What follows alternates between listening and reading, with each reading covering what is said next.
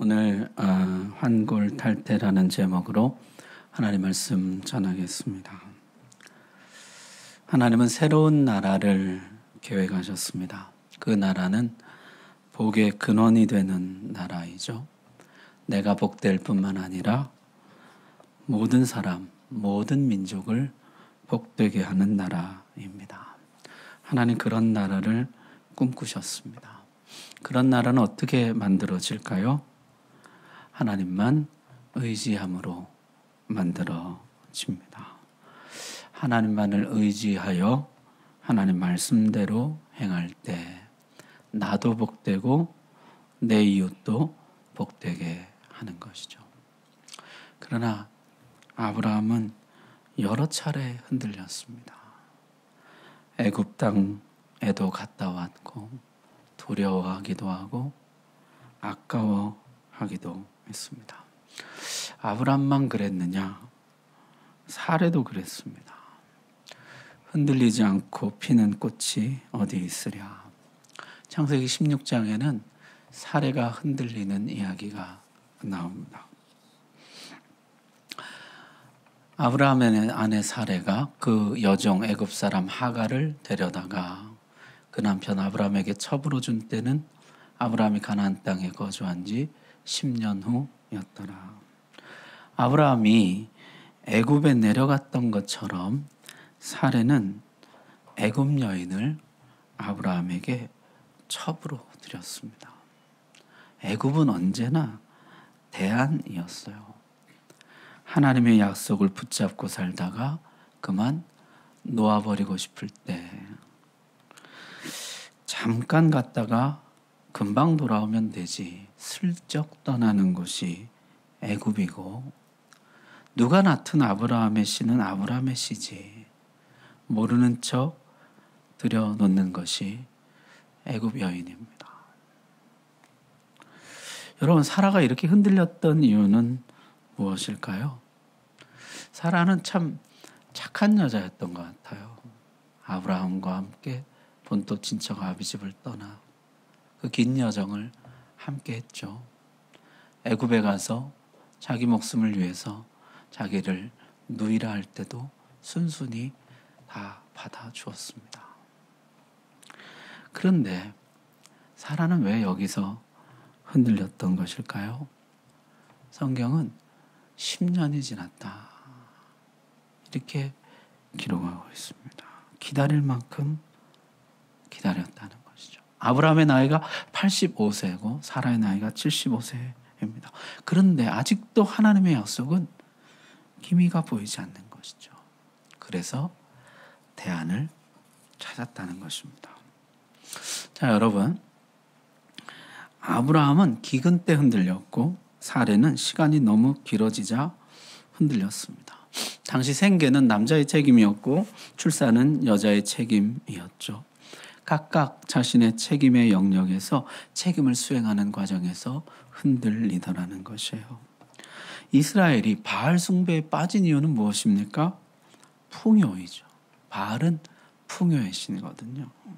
신약에도 풍요의 신이 나오는데요. 맘몬입니다.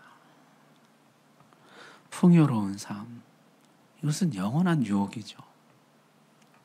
생계를 책임진 사람에게는 더더욱 떨쳐내기 힘든 유혹이에요. 하나님만 따르면 부족함이 없는 삶. 푸른 풀밭, 맑은 물가 약속해 주지만 바알도 약속을 하거든요. 맘몬도 약속을 하거든요. 애굽이 우리에게 약속을 하거든요. 풍요로운 삶을 보장한다고. 또 하나는 하나님이 너무 더디다고 느껴질 때 흔들리더라는 것이에요. 성경에는요 이런 말씀이 있어요. 여호와라 여호와라 자비롭고 은혜롭고 노하기를 더디하고 인자와 진실이 많은 하나님이라. 하나님은 노하기를 더디하신다는 것이에요. 오늘 지었는데 오늘 바로 심판하신다. 그럼 사람들이 하나님 두려워하죠. 그런데 더뎌요. 하나님 심판에 대해서 흔들리더라는 거죠. 진짜 심판이 있을까? 또 하나는 하나님 약속이 더뎌요. 사랑하는 자들아 주께는 하루가 천년 같고 천년이 하루 같다는 이 한 가지를 잊지 말라. 주의 약속은 어떤 이들이 더디다고 생각하는 것 같이 더딘 것이 아니라 어떤 이들은 더디다고 생각한다는 것이에요. 우리는 우리의 시간으로 우리의 시각으로 보기 때문에 하나님이 참 더디게 느껴집니다. 그럼 하나님의 시간과 우리의 시간은 다르죠. 우리는 하루밖에 생각을 못하지만 하나님은 천년을 보시고 우리는 상상도 못할 그 시간이 하나님께는 순간에 지나지 않습니다. 여러분은 어떠세요? 주로 언제 흔들리세요? 생계 혹은 시간, 풍요 아니면 더딤? 그러나 하나님은 살아계시며 지금도 우리와 함께 하신다는 사실을 믿으시기를 바랍니다. 사례 이야기를 계속 들어봅시다. 사례도 다 계획이 있었습니다. 여호와께서 내 출산을 허락하지 아니하셨으니 원하건대 내 여종에게 들어가라. 내가 혹 그로 말미암아 자녀를 얻을까 하노라. 하갈을 첩으로 들여서 아들을 낳으면 입양해서 내 아들을 삼겠다는 것입니다. 내가 혹 그로 말미암아 자녀를 얻을까 하노라. 내 아들이 될 것이다. 아브라함은 어떻게 했을까요? 여보, 그건 아니지. 우리 하나님 약속 믿고 조금 더 기다려 봅시다. 그렇게 했으면 참 좋았을 텐데요. 덥석 팠습니다. 아브라함이 사라의 말을 들으니라. 아이를 못 낳아주는 사라의 미안한 마음 달래주고 싶었던 것일까요? 아니면 젊은 아내를 만난다는 설레임 때문이었을까요? 아브라함은 즉시 수용합니다. 아브라함은 아담의 실수를 반복하죠. 아담도 하와의 말을 듣고 하나님 말씀을 거역했는데 아브라함도 사라의 말을 듣고 하나님 말씀을 쳐버립니다. 먼 훗날 베드로와 요한이 성령 충만해서 이런 말씀을 하죠.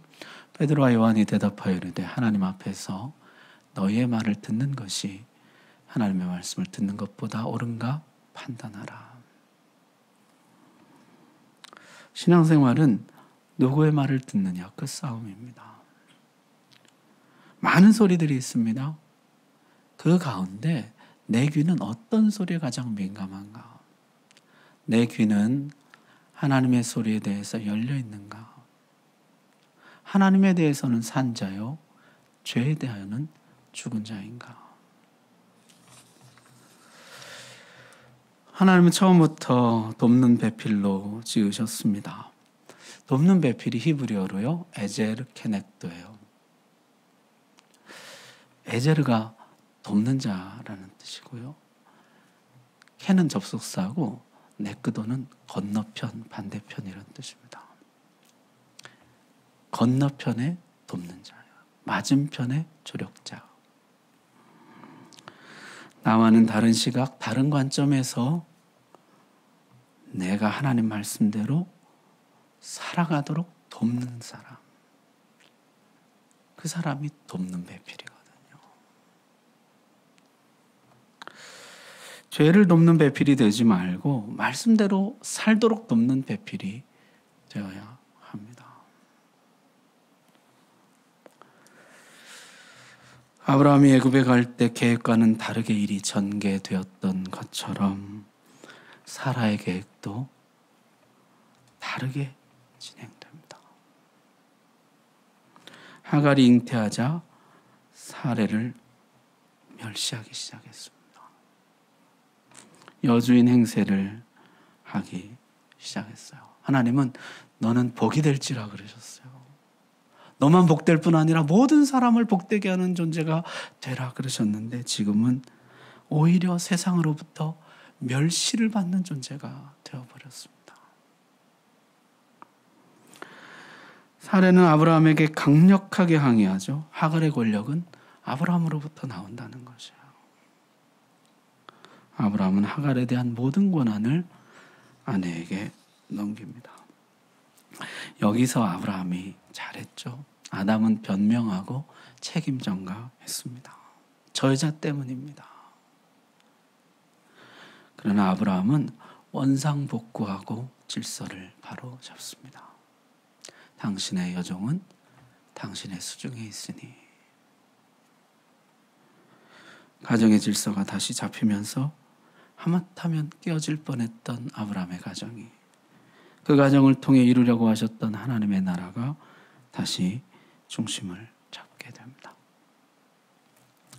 자, 하나님도 애굽으로 도망치는 하갈에게 나타나서 그를 부르시는데요. 하나님 이렇게 부르십니다. 사레의 여종 하갈아, 내가 어디서 왔으며 어디로 가느냐? 내 여주인에게로 돌아가서 그 수하에 복종하라. 다시 질서를 잡아주심으로 모든 것이 제자리로 돌아가게 하셨습니다. 하갈은 돌아왔고 아브라함과 사레는 받아주었습니다. 그리고 다음에 아브라함 86세에 하갈은 이스마엘을 낳게 되죠. 자, 다시 13년이 지났습니다. 이스마엘도 이제 13살이 되었어요. 13살이 되면요, 성년식을 합니다. 바르 미츠바라. 그래서 이스라엘은 지금도 13살이 되면 성년식을 하는데요. 아브라함은 이제 성인이 된 이스마엘이 자신의 후사가 될 것으로 생각하고 있습니다. 모든 것이 다 잘 되었습니다. 아브라함은 99세, 사라 89세 곱게 잘 늙었고, 하갈도 이제는 사라 밑에 복종하고, 이스마엘도 이제 성년이 되었고, 이제 성인이 된 이스마엘에게 모든 것을 물려주고 평안히 노후를 보내면 됩니다. 그런데 그때 하나님이 다시 찾아오셨습니다. 그리고 하나님이 이렇게 말씀하셨어요.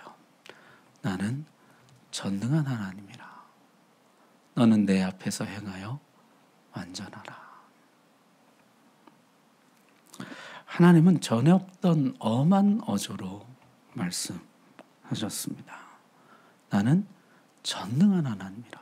너는 내 앞에서 행하여 완전하라. 전능한 하나님이 엘샤다이인데요. 모든 것을 할 수 있는, 못하시는 것이 없는 모든 능력을 가지신 그런 뜻입니다. 하나님은 모든 것을 하실 수 있는 분이죠. 그런데도 하나님도 이건 못할 거야 하는 생각.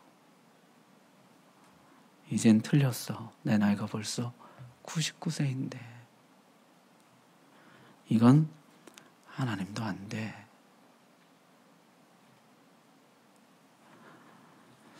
자, 너는 내 앞에서 행하여 완전하라. 이 행하여 완전하라는 단어가요, 히트할레크인데 함께 걷다, 동행하다 이런 뜻이에요. 너는 나와 완전하게 동행하라 이런 뜻이죠. 직역하면은 이런 뜻이에요. 너는 일편단심으로 일관성 있게 나와 동행하라 그런 뜻이에요. 좌로나 우로나 치우치지 말고 하나님과 함께 계속해서 정도를 걸어가라는 것입니다. 이 히트할레크는요, 노아와 에녹에게 쓰였던 단어입니다. 에녹이 하나님과 동행하더니. 노아는 의인이요 당대의 완전한 자라. 그는 하나님과 동행하였으며. 너는 에녹처럼, 노아처럼 하나님과 동행하라. 120년을 한결같이, 300년을 한결같이 하나님과 함께 일편단심 걸어가라는 것이죠.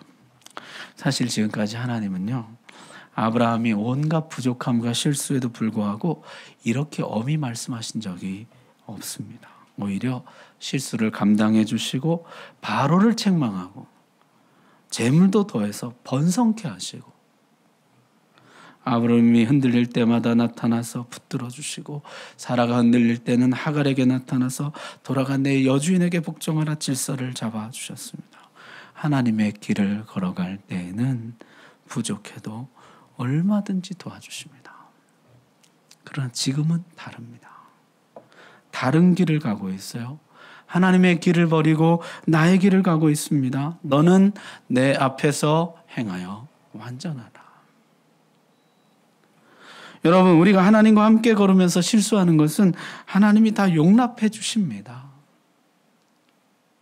그러나 하나님을 등지고 내 길을 걸어갈 때는 아무리 잘해도 하나님이 기뻐하지 않으십니다.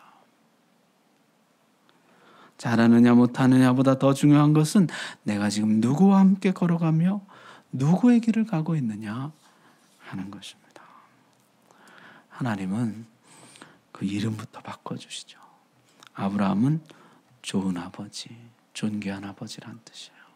거기에서 아브라함으로 열국의 아버지, 모든 민족의 아버지. 사레는 나의 공주라는 뜻입니다. 거기에서 사라로 여왕, 열국의 어머니로 그 이름을 바꿔주십니다. 이름은 정체성입니다. 이름을 바꾼다는 것은 존재를 바꾼다는 것이죠. 야곱이 이스라엘로 바뀌죠. 이름만 바뀐 것이 아니에요. 존재가 바뀝니다. 시몬이 베드로로 바뀌죠. 사울이 바울로 바뀝니다. 이름까지 바꾸는 환골탈태의 변화를 결단하라는 것이에요. 내 온 존재를 하나님 앞에 올려드리는 그런 결단. 아브라함의 삶을 청산하고 아브라함의 삶으로 나아가라는 것이죠. 우리의 삶은요, 약속과 대안 사이에서 갈등하는 삶입니다. 약속의 땅에 머물 것인가, 기근을 피해 애굽으로 내려갈 것인가, 약속의 아내를 계속 붙잡을 것인가, 애굽 여인을 슬쩍 들여놓을 것인가, 약속의 씨를 계속 바라볼 것인가, 이스마엘을 약속의 성취라 자유하면서 사랑할 것인가. 여러분의 대안은 무엇입니까? 하나님의 약속을 믿고 기다리는 대신에 손쉽게 택하는 다른 대안, 인간적인 방법들. 그게 좋고 편한 것 같지만 애굽에서 아브라함은 아내를 잃을 뻔했고 영원히 약속의 땅에 돌아오지 못할 뻔했습니다. 사라는 애굽 여종 때문에 안주인의 자리를 잃을 뻔했고 열국의 어머니의 지위를 뺏길 뻔했습니다.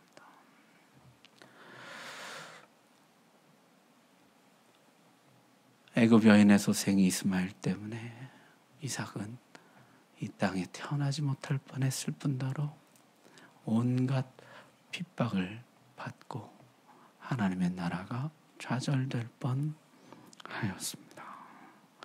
인간적인 대안은 해결책이 되지 못할 뿐더러 반드시 또 다른 문제를 야기시킵니다. 하나님의 약속을 믿고 기다리라. 엘샤다이, 전능하신 하나님을 믿고 히트할레크, 일편단심 정도를 걸으라. 반드시 하나님께서 가장 좋은 때에 가장 좋은 것을 허락해 주실 줄로 믿습니다. 자, 그리고 나서 아브라함은 하나님과 할례 언약을 맺습니다. 하늘의 별, 바닷가의 모래처럼 주시겠다는 약속 내가 믿습니다. 그 표로 생식기를 자르는 의식을 하는 것입니다. 성경에 보니까 사라는 이미 아이를 낳을 수 없는 몸이 되었습니다. 아브라함도 스스로 아이를 낳을 수 없는 몸이 되는 의식을 하는 것이에요. 인간적인 가능성을 포기하는 것입니다. 나는 이제 엘샤다이 전능하신 하나님을 믿습니다. 내 가능성을 포기합니다. 그 표가 할례입니다. 그야말로 환골탈태이죠. 내 안에 모든 가능성을 스스로 차단하는 것입니다. 마치 본토 친척 아비집을 떠난 것처럼, 안전한 울타리를 스스로 벗어난 것처럼, 인적 바벨탑을 스스로 떠난 것처럼, 하나님만 의지하기로 결단했던 것처럼 스스로 내 모든 가능성을 차단하고 하나님만 의지하겠다는 결연한 의사표시, 언약 행동이 바로 할례인 것이죠. 나중에 이 의식은 세례로 치환됩니다. 여러분, 세례가 무엇입니까? 나는 죽고 주와 함께 다시 사는 것이거든요. 나의 가능성은 죽고 하나님의 가능성이 사는 것. 여러분, 오늘 이 환골탈태 은혜가 우리에게 있기를 바랍니다. 아브라함이 이 약속을 받았습니다. 그리고 말씀하신 그대로 바로 그날 시행합니다. 여러분, 우리 말씀 같이 한번 읽어봅시다. 시작. 이 아브라함이 하나님이 자기에게 말씀하신 대로 이날에 그 아들 이스마엘과 집에서 태어난 모든 자와 돈으로 산 모든 자 곧 아브라함의 집 사람 중 모든 남자를 데려다가 그 포피를 베었으니. 아멘. 거기 보니까요, 성경이 아브라함이 하나님 말씀하신 그대로 했다는 걸 강조합니다. 말씀하신 그날 그는 즉시 결단하고 행동에 옮깁니다. 집에서 태어난 모든 자, 돈으로 산 모든 자, 아브라함의 집 사람 중 모든 남자, 예외 없이 데려다가 말씀하신 그대로 행합니다. 너는 복이 될지라. 하나님은 복된 나라를 꿈꾸십니다. 하나님의 나라는 복된 나라예요. 스스로 복될 뿐만 아니라 복을 나눠주는 나라예요. 내가 복될 뿐만 아니라 이웃을 복되게 하는 존재가 되기를 원하십니다. 여러분, 제가 오늘 여러분께 묻고 싶은 질문은 이것입니다. 지금 우리는 복입니까? 나는 복을 받고 있으며 복을 나눠주고 있습니까? 내 가족은 나 때문에 복을 받고 있으며 우리의 이웃들은 우리 때문에 복을 받아 누리고 있습니까? 교회 문을 닫으라고 세상이 외치는 요즘에 우리가 심각하게 이 문제를 생각해 봅시다. 우리는 과연 복인가? 우리가 예배하는 것은 복인가? 우리 교회는 이 지역사회의 복이며 이 나라의 복인가? 어떻게 하면 우리는 다시 저주로 가득한 이 세상에 복을 나누어주는 복의 근원이 될 수 있는가? 오늘 성경에서 그 답을 찾으려고 합니다. 환골탈태. 정말 뼛속까지 새롭게 하는 변화가 필요합니다. 우리의 예배, 친교, 전도, 사회봉사, 신자가 사는 삶의 방식, 신자가 이웃과 함께하는 방식, 이 모든 것을 새롭게 하는 변화가 필요합니다. 엘샤다이 전능하신 하나님을 믿고 오직 말씀대로만 살겠다고 우리 결단합시다. 하나님, 내가 말씀에서 벗어난 모든 것을 다 바로잡기를 원합니다. 하나님, 우리 가정이, 우리 교회가 말씀과 어긋나 있는 부분들을 다 바로잡기를 원하고 우리의 예배뿐만 아니라 우리의 친교, 우리의 전도, 사회봉사, 이 모든 것을 새롭게 하기를 원합니다. 주님, 우리가 진짜 복이 되기를 원합니다. 이 지역사회를 축복하는 교회가 되도록, 이 나라를 축복하는 교회가 되도록 주님, 우리에게 복 내려 주옵소서. 우리를 사용해 주옵소서. 오늘 말씀 우리의 말씀으로 받으시길 바랍니다. 기도하겠습니다.